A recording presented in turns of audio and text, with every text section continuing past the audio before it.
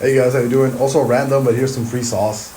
On weekly perfect entry triggers, BNB likes to run about $100.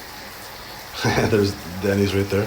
So roughly, you have support run to about here, right? They have a nice little 30% gain. Again, you have support right there. So let's do there all the way up to nice little $121, $100. So roughly in about, let's go with 2 months or so, right? We're actually gonna close support here in 35 days. Sure, we'll do $100, 103. That's fine. And then the second target will probably be same length, maybe a little. We'll do 60 days. Why not at 121? Like right there. I don't really care about the time. So again, here's some free sauce. Airbnb, Binance, BNB. Looks like it's going to somewhere around this range in about what?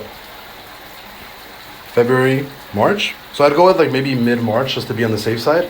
But yeah, you're probably looking at somewhere around this range of like 340 to like 360-ish by I'd say early to mid-March case. But again, this is something that I just told my Patreon members. Like, I don't really give away like free stuff without joining the Patreon, or if you guys don't have my indicators. So yeah, that looks like where it's possibly gonna go. Again, if you run a trend, right? You actually have 2 weeks here, so we'll do 2 trends, right? First one, target's actually pretty high at like 380-ish. Second target would actually be like at 450 or so. So this is actually the start of a really solid divergence play, and you have the second trend touch.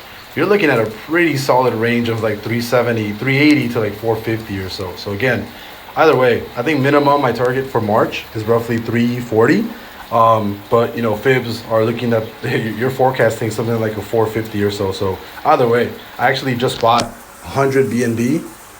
So I'll see you guys later. Bye bye.